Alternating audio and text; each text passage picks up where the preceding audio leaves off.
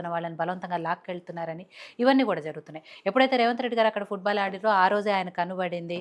ఇవన్నీ కూడా ప్రతిపక్ష నాయకుల నుంచి వస్తున్న మాటలు కాబట్టి ఇప్పటికైనా అంటే ప్రభుత్వం ఈ వ్యవహారంలో ఎలాంటి స్టాండ్‌తో ఉంది? అయితే మేడం ఈరోజు హెచ్‌యుకి సంబంధించిన ల్యాండ్స్ విషయంలో ప్రతిపక్షాలు కానీ వేరే వేదికలు కానీ ఎట్లా మాట్లాడుతున్నాయంటే హ్మ్. ప్రజాప్రభుత్వం ఏర్పడిన తర్వాత 15 సంవత్సరాలుగా చాలామంది రాజకీయ నిరుద్యోగులుగా మారిపోయారు. కాబట్టి అనవసరంగా ఇప్పుడు మీడియాలో మా మొహాలు కనిపించకపోగా ప్రజలు మమ్మల్ని మర్చిపోయే ప్రమాదం వచ్చేసిందని గ్రహించినటువంటి వీళ్ళందరూ కూడా హ్మ్. వీళ్ళు ఎట్లా మాట్లాడుతున్నారంటే కాంగ్రెస్ పార్టీ హెచ్‌యు మొత్తాన్నే కబ్జా చేసేసింది, హెచ్‌యునే లేకుండా చేయాలని చేస్తుంది అన్నట్టు మాట్లాడుతున్నారు వీళ్ళందరూ. అసలు నిజంగా ఎంత కొంచెం మనస్సాక్షి ఉండాలి మేడం మాట్లాడేటప్పుడు వీళ్ళందరూ. ఇంత మనస్సాక్షి లేకుండా ఎట్లా మాట్లాడతారు నాకు అర్థం కాలేదు.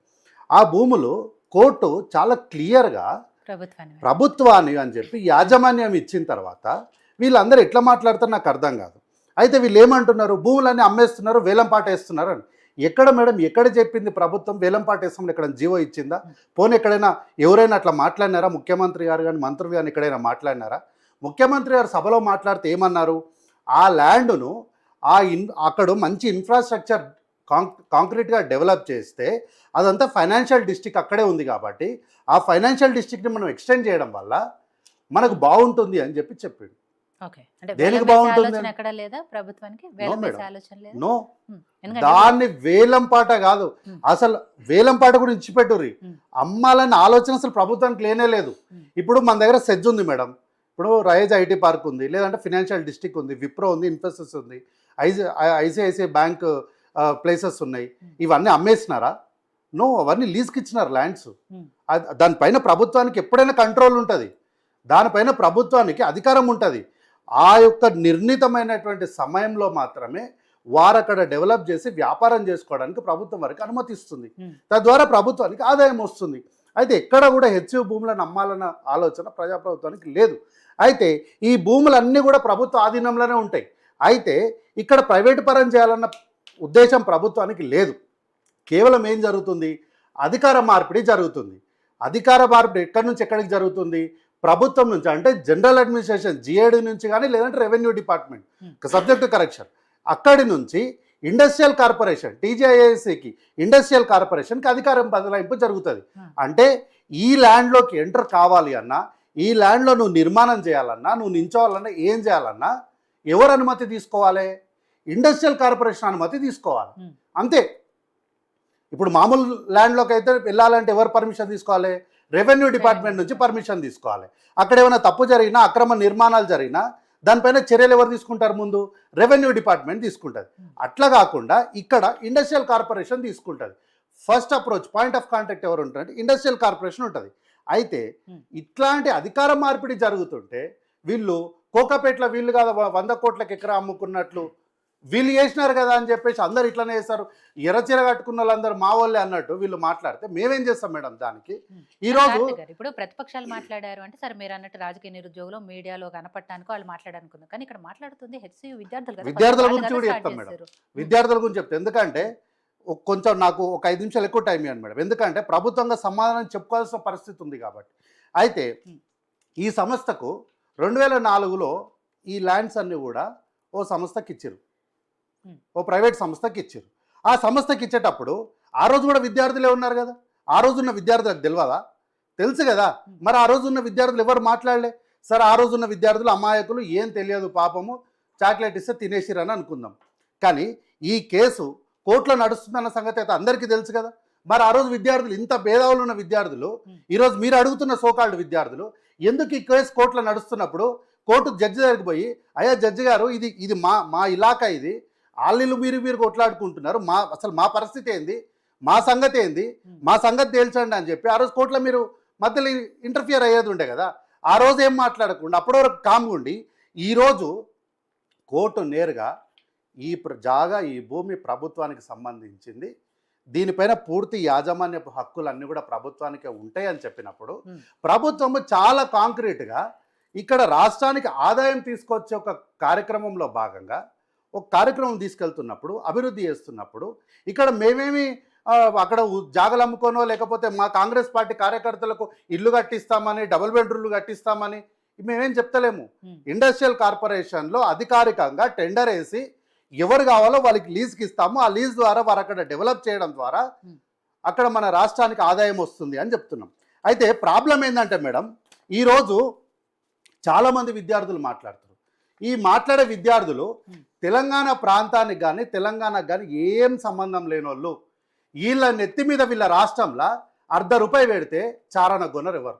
రూపాయి పెడితే ₹1 గొనని విద్యార్థులు ఈరోజు తెలంగాణ ప్రాంతంలో తెలంగాణ రాష్ట్రంలో జరుగుతున్నటువంటి అభివృద్ధి పైన, తెలంగాణ రాష్ట్రం తీసుకునే నిర్ణయాలపైన వీళ్ళు ప్రశ్నిస్తారు. మా సోకాల్డ్ విద్యార్థులు వెనకాల మౌనంగా నిలబడిపోతారు. ఏంది ప్రజాస్వామ్యం? ఎక్కడికి పోతుంది ప్రజాస్వామ్యం? ఎవరిని మీరు ప్రోత్సహిస్తున్నారు? ఈరోజు తెలంగాణలో హెచ్యూ స్టూడెంట్లు అంటారు. అసలు హెచ్యూలో అసలు హైదరాబాద్లో శేర్లింగంపల్లిలో రంగారెడ్డి జిల్లాలో హెచ్యూ ఎందుకు వచ్చింది? హెచ్చు ఇంతకుముందు మిత్రులు చెప్పినందుకే వచ్చింది. తెలంగాణ ప్రాంతం వెనకబడింది కాబట్టి ఇందిరాగాంధీ గారు ఇక్కడ విద్యార్థులు విద్యను అభ్యసించాలి, ఉన్నతమైనటువంటి ఉద్యోగాలకు రావాలని చెప్పిన ఉద్దేశంతోనే ఈరోజు ఆ హెచ్యూ వస్తే, ఈరోజు ఆ హెచ్యూలో ఎంతమంది తెలంగాణ విద్యార్థులు ఉన్నారు మేడం? ఎంతమంది ఉన్నారు ఈరోజు ఆ విద్యార్థులు?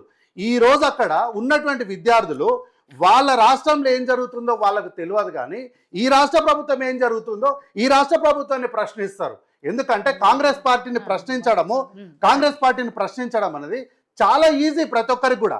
ఈరోజు మేడం నేను ఇంతకుముందు చెప్పినట్టే ఒక నిమిషం కార్తీక్ గారు, ఇక్కడ యూనివర్సిటీకి సంబంధించిన భూములు అది ఆ రాష్ట్రం ఈ రాష్ట్రం వాళ్ళు ఆ యూనివర్సిటీలో చదువుతున్నారు మేడం. అట్లా కాదు మేడం, ఈ రాష్ట్ర భూములు అంటే మేడం అట్లా. ఇప్పుడు మనము భూమి గురించి మాట్లాడడం, దాని చరిత్ర మాట్లాడితేనే అసలు విషయం బయటకు వస్తుంది. వీళ్ళకి ఏం తెలుసు మేడం? అసలు తెలంగాణ రాష్ట్రంలో ఆర్థిక పరిస్థితులు ఏంది, అసలు ఏం జరుగుతుంది, ఆ భూములు వేలం వేస్తున్నామా, ఇండస్ట్రియల్ కార్పొరేషన్ లీజ్కి ఇస్తున్నామా? వీళ్ళకి తెలియదు ఆ విషయము, వీళ్ళకి తెలియదు. అదే అంటున్నా నేను, వీళ్ళకి తలా తెలియదు తోక తెలియదు. వీళ్ళు ఈ పిల్లగాడు హెచ్యూ క్యాంపస్ లో స్టూడెంట్, జార్ఖండ్ పిల్లాడు జార్ఖండ్ రాష్ట్రంలో ఏం జరుగుతుందో ఈ పిల్లానికి తెలియదు. ఈ రాష్ట్రంలో ఆడ భూమి అమ్ముతుండో తెలియదు, ఈ పిల్లానికి తెలిగే రాదు. వేలానికి నేను చెప్తాను, నేను చెప్తాను మేడం, నేను చెప్తాను. నేను అదే చెప్తున్నా, మా విద్యార్థులు ఏమో వెనక సైలెంట్ గా నిలబడతారు, వాళ్ళు వచ్చి మీడియా ముందు మాట్లాడతారు. అయితే ఎలక్టెడ్ వైస్ ప్రెసిడెంట్ మేడం. ఇప్పుడు నేను ఎందుకు మాట్లాడుతున్నా, నేను 5 ఏళ్ల కింద నేను ఎలక్టెడ్ వైస్ ప్రెసిడెంట్. అప్పుడు అందుకు పూర్వ విద్యార్థిగా ఇప్పుడు కాబట్టి ఈయన మాట్లాడతారు. ఎవరి యూనియన్ లో ఉంటే వాళ్ళు వెళ్ళి మాట్లాడతారు మేడం. దానికి ఈయన జార్ఖండ్ వాడో వీటితో సంబంధం లేదు మేడం. ఇప్పుడు నెత్తి మీద రూపాయి పెడితే చాలా అనుకున్నాడు అంటే హాస్యాస్పదం. కార్తీక్ అసలు మాట్లాడడం వీళ్ళు మాత్రం మాట్లాడవచ్చా మేడం? వీళ్ళు మాత్రం మాట్లాడవచ్చా? వాళ్ళు ఏంటి విద్యార్థులు రాష్ట్ర ముఖ్యమంత్రిని ఇష్టం వచ్చినట్టు మాట్లాడవచ్చా? 8 గంటలు పనిచేస్తాడు వాడు వీడు అనవచ్చా? ముఖ్యమంత్రిని అనవచ్చా? ఎక్కడి నుంచో మీరు ఈ రాష్ట్రం, మా తెలంగాణ రాష్ట్రంలో మేము తెలంగాణ రాష్ట్రాన్ని కొట్లాడి తెచ్చుకున్నాము, మీరు ఇక్కడ చదువుకొని మా ముఖ్యమంత్రిని వాడు వీడు అంటే మేము చూసుకుంటూ కూర్చోవాలా? ఈ వ్యక్తి అనకపోయిండొచ్చు, కానీ ఎక్కడి నుంచి వచ్చి మళ్ళీ ఏమన్నా అంటే భాషా ప్రాబ్లం ఉంది, మాకు అనడం రాదు, మాకు అది మా లాంగ్వేజ్ ప్రాబ్లం అని సర్ది చెప్పుకుంటారా? ఈ రోజు ఇది ఆషామాషి కాదు మేడం. కోర్టు ఎన్ని కేసులు రిఫర్ చేసి 1952 నుంచి 2011 వరకు కేసులు రిఫర్ చేసి తీర్పునిచ్చి ఈరోజు ఇట్లా తీర్పు వచ్చిన నేపథ్యంలో మేము ఈ రాష్ట్ర ప్రభుత్వంలో ఒక మంచి చేయాలని ముందుకెళ్తున్నాం. అయితే వీళ్ళు ఏమంటున్నారు, అక్కడ ఏదో లేక్ ఉంది అది ఉంది అని అంటున్నారు. మీరు మార్క్ చేసిన లేక్ చూడండి మేడం, ఇక్కడనే ఉంటుంది ఆ లేక్, ఈ ఎల్లో కలరు. దాన్ని తీసేసినాం. ఆ లేక్ను కానీ, ఆ బఫెలో లేక్ను కానీ, పీకాక్ లేక్ను కానీ, అక్కడ ఉన్నటువంటి సంపదను కానీ మేము ఎక్కడ కూడా టచ్ చేయకుండా ఇదంతా కూడా బార్డర్. ఇది చాలా అర్థమయ్యే రూపంలో నేను ఒక్క మాటలు చెప్తాం మేడం. ఇప్పుడు మనం ఈ రోడ్లో వెళ్తూ ఉంటాం, పక్కన ఒక స్టూడియో ఉంది. ఆ స్టూడియోకి వెళ్ళేటప్పుడు ఎక్కడున్నావురా నువ్వు అంటే ఏమని చెప్తాం మేడం? యూఐటీవీ ఛానల్ దగ్గర ఉన్నామని చెప్తాం. అంటే ఏంది? ఛానల్ ఉన్నట, ఛానల్ దగ్గర ఉన్నామంటే దాని పరిసర ప్రాంతాల్లో ఉన్నామని అర్థం.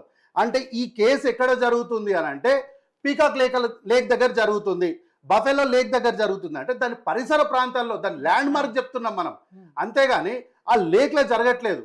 ఈ రోజు ప్రతిపక్షాలు ఎట్లా చేస్తున్నాయి అంటే మొత్తం ఆ లేక్ని మేమేదో కబ్జా చేస్తున్నట్టు. అసలు ఈ రాష్ట్రంలో లేకులు కబ్జా చేయకూడదు, లేకులు కబ్జాకు గురి కాకూడదు. కబ్జా అయిన లేకుల్ని వెనక్కి తీసుకొచ్చే ప్రయత్నం చేస్తుంది కాంగ్రెస్ పార్టీ. అయితే ఎందుకు ఈ కేసు ఎందుకు తప్పుదో పడుతుంది అంటే బయట నుంచి పొలిటికల్ ఇన్ఫ్లుయెన్స్ ఉంది అని మేము నిరూపించి చెప్పినాం. Hmm. గతంలో లఘుచర్ల విషయంలో కూడా సురేష్ అనే వ్యక్తి ఉన్నాడు అని అంటే ఆ రోజు చాలా విషయాలు మాట్లాడినారు అందరూ. అందుకే ఈరోజు ఏంది, ఇగో చూడండి మేడం, A1 వచ్చేసి బి రోహిత్ కుమార్, A2 వచ్చేసి నవీన్ కుమార్. వీళ్ళిద్దరికి యూనివర్సిటీకి సంబంధమే లేదు. యూనివర్సిటీలు ఎందుకున్నారు వీళ్ళిద్దరు? అస్సలు ఉస్మాన్ యూనివర్సిటీలో నుంచైనా మనం త్రూ పాస్ కావచ్చు, కానీ హెచ్ఓ క్యాంపస్లోకి నువ్వు లోపలికి పోవాలంటే అయితే నువ్వు స్టూడెంట్ అయినా ఉండాలి, లేదా ఎంప్లాయీ అయినా ఉండాలి. లేకపోతే నువ్వు హెచ్ఓ క్యాంపస్లోకి పోవడానికి నీకు అవకాశమే లేదు అసలు. అంత పకడ్బందీగా ఉంటుంది. అంత పకడ్బందీ ఉన్న సెక్యూరిటీలో వీళ్ళు ఎట్లా లోపలికి పోయినరు? వీళ్ళు లోపలికి పోయి వీళ్ళు అక్కడ ఉన్న స్టూడెంట్స్ని అనవసరంగా మాయమాటలు, తెలియని మాటలు, భాష రానోళ్లకు వీళ్ళకి వచ్చి రాని భాషలు చెప్పడం వల్ల మరి చెప్పాలి. మరి ఈ కేసు జరిగేటప్పుడు ఏం చేశారు మేడం? ఈ కేసు కోర్టులో జరిగేటప్పుడు ఏం చేశారు వీళ్ళంతా ఈ కేసు జరిగేటప్పుడు ఏం చేశారు? అయితే ఈ రోజు ఏదో మా స్టూడెంట్స్ని కొట్టేసారు, మొత్తం పోలీసులు అంతా విచిత్రంగా చేస్తున్నారు అని అంటారు కదా. ఈ రోజు ఉన్నటువంటి పోలీసులు అందరూ కూడా మీ హయాంలో కల్వకుంట్ల తారక రామారావు నిన్న మాట్లాడినారు కదా, వారి హయాంలో ఉన్న పోలీసులే, మేము ఎవరు ఇంకా ట్రాన్స్ఫర్లు చేయలేదు. వాళ్ళ హయాంలో కాదు మేడం, వాళ్ళు నిన్న కల్వకుంట్ల తారక రామారావు మాట్లాడుకుంటూ పోలీసులు మొత్తం మీ పోలీసులు అన్నందుకు చెప్తున్నా. మేము ఇంకెవరిని లేదు, ఆయన రేవంత్ రెడ్డి పోలీసులు అన్నట్టే మాట్లాడింది కాబట్టి నేను ఏమంటున్నా మేడం, ఈ రోజు పోలీసులు అఫీషియల్ గా వాళ్ళు ప్రెస్ రిలీజ్ ఇచ్చారు. ఏమని ఇచ్చారు? Attack the officials and workers with sticks and stones. Assistant commissioner of police Madhapur division injure on knees and right knee and ankle. అందుకే అండర్ సెక్షన్ 170 BNSS కింద ప్రివెంటివ్ అరెస్ట్ చేసి తర్వాత later released on personal bonds. విద్యార్థులను జుట్టు పట్టుకొని లాక్కుపోతారా madam? అక్కడ జరిగినటువంటి సందర్భంలో వాళ్ళను పట్టుకున్న సందర్భంలో ఎవరైనా పట్టుకోగానే స్ట్రైట్గా వెళ్ళిపోరు, కొంత విదిలించుకునే ప్రయత్నంలో చేస్తారు. ఆ ఒక పట్టుకొని వాళ్ళని ప్రివెంట్ చేసే ప్రయత్నమే తప్ప అక్కడ ఎవరిని హింసించాలన్న ఉద్దేశం ఏ పోలీస్ ఆఫీసర్ కూడా లేదు మేడం. అయితే the accused were identified as B Rohit and Erram Naveen Kumar who are not students there among anymore. No lathi charge on the students to arrest. తర్వాత ఈ ఇద్దరు ఇండివిజువల్స్ ని కూడా మేము అరెస్ట్ చేసి కోర్టులో ప్రొడ్యూస్ చేసినాం మేడం. అంతేగాని మీలాగా గతంలో మీరు అదుపులోకి తీసుకొని జర్నలిస్ట్ రఘుని మల్లన్న సాగర్లోని రైతుల్ని తీసుకుపోయి దాచిపెట్టారు చూడండి, అట్లా చేయలేదు. ఈ రోజు వీళ్ళు ఇన్ని మాట్లాడుతున్నారు కదా మేడం, ఇది గవర్నమెంట్కి సంబంధించి రెవెన్యూ డిపార్ట్మెంట్లోని ఇది true copy final madam, final ఇది ట్రూ కాపీ. ఇందులో ఏముంది? అదనపు గిర్దావర్ షేర్లింగంపల్లి పిలుపు మేరకు హైదరాబాద్ సెంట్రల్ విశ్వవిద్యాలయం సర్వే నెంబర్ 25 దానికి సంబంధించిన ఉత్తర్వులు 5763 by LC 1/2003 డేట్ 31 జనవరి 2004 విస్తీర్ణం ఎకరాలు 534.28 గుంటలు హైదరాబాద్ సెంట్రల్ యూనివర్సిటీ నుంచి షేర్లింగంపల్లి గిర్దావర్ గారికి మా సమక్షంలో స్వాధీనపరచబడింది. Register Y Narasimhulu, deputy collector, సంచుల సంతకము, దీని పేపర్ అంతా. ఇది ట్రూ కాపీ. ఇది ఇప్పుడు ఇవన్నీ ఉన్నాయి కాబట్టి కోర్టులో తీర్పు కూడా సరే మీదే ప్రభుత్వానిదే అని వచ్చింది. మరి ఇంకేముంది ఇక్కడ ప్రాబ్లం? విద్యార్థులకు సంబంధించి కూడా మాట్లాడుకోవాలి కదా, వాళ్ళు మావే అంటున్నారు. సరే అట్లాంటివి ఇంకెట్లయితే మేడం మావే అని వాళ్ళ రిజిస్టర్ రాసి ఇచ్చేసారు. ఆయన చేసే డిపార్ట్మెంట్ కూడా ఆ ల్యాండ్ లోనే మేడం. ఆ ల్యాండ్ ఎందుకుందో చెప్పాలా? ఆ ల్యాండ్ లో ఎందుకుందో చెప్తాం మేడం. మీరు అడిగిన ప్రశ్నకు ఒక ప్రశ్న, మీరు అడిగిన ప్రశ్న చెప్పేస్తా. ఆ ల్యాండ్ ఎందుకుందో తెలుసా మేడం? మధ్యలో కల్వకుంట్ల తారక రామారావు గారు వీళ్ళందరూ కూడా టీఎన్జిఓ కాలనీలో 15 ఎకరాల భూమి అక్రమంగా ఓ నాయకుడికి ఇచ్చేసారు. ఆ నాయకుడు ఇప్పుడు వేరే పార్టీలో ఉన్నాడు. అప్పుడు ఆయన మావాడే అనుకొని వాళ్ళ అప్పనంగా ఇచ్చేసారు. ఇచ్చి యూనివర్సిటీ మధ్యలో నుంచి రోడ్ వేసారు. రోడ్ వేసినప్పుడు వీళ్ళందరూ కూడా యూనివర్సిటీ విద్యార్థులందరూ కొట్లాట వేసారు. చేసినప్పుడు ఆ ల్యాండ్ కల్వకుంట్ల చంద్రశేఖరరావు గారు కబ్జా చేయాలన్న ఆలోచన ఉంది అని మేల్కొన్నటువంటి విద్యార్థులు అక్కడ స్థానిక హెచ్యు పైన ఒత్తిడి తేవడం వల్ల ఇమ్మీడియట్గా అక్కడ కన్స్ట్రక్షన్ స్టార్ట్ చేస్తే చాలా రీసెంట్గా నరేంద్ర మోడీ గారు దాన్ని వర్చువల్గా ఇనాగరేషన్ చేసిండు. అట్లా అక్కడ నిర్మాణం జరిగింది. ఆ కబంధ హస్తాల నుంచి కాపాడుకోవడానికి చేసినటువంటి నిర్మాణము అది మంచి నిర్మాణమే. అది క్యాంపస్లోని స్థలాలను కబ్జా చేయాలనుకున్నటువంటి వాళ్ళు ప్రభుత్వానికి యాజమాన్యం ఉన్నటువంటి భూములు ఇవి. వీళ్ళు తెల్లారిపోయి ఆ కల్వకుంట్ల తారక రామారావు దగ్గర వాళ్ళు వేలం వేసే ఆలోచన లేదు అనేది అయితే ఒక క్లారిటీ ఇచ్చారు కాబట్టి సరే మిగిలిన విషయం మళ్ళీ మాట్లాడదాం.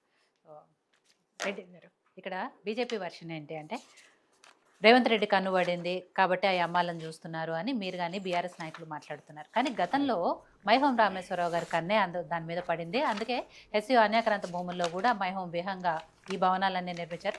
అప్పుడు మాట్లాడిన బీజేపీ ఇవాళ ఎందుకు మాట్లాడుతుంది? ఇప్పుడు హెచ్యూ సెంట్రల్ యూనివర్సిటీ ఏదైతే భూములు ఉన్నాయో 2250 ఎకరాలు, అప్పుడు ఆ టైంలో 1968-71 ప్రాంతంలో విద్యార్థుల పోరాటం వల్ల హైదరాబాద్ విద్యార్థులకి, తెలుగు విద్యార్థులకి ముఖ్యంగా ఒక యూనివర్సిటీ కావాలని చెప్పి పోరాటం చేయడం వల్ల ఆ టైంలో ఉన్న ఇందిరాగాంధీ ప్రభుత్వం భూములు ఇచ్చింది 2250 ఎకరాలు. అంతా కూడా టోటల్గా యూనివర్సిటీకి కార్యకలాపాల కోసం, యూనివర్సిటీ అభివృద్ధి కోసం, పిల్లల అభివృద్ధి కోసం రకరకాల సెంటర్లు వచ్చే అవకాశాలు ఉంటాయి. రీసెర్చ్ కూడా జరుగుతూ ఉంటుంది. ఎందుకంటే అదంతా కూడా జీవ వైవిధ్యం, పక్షులు ఉన్నాయి, తర్వాత రకరకాలుగా ఉన్నాయి అక్కడ.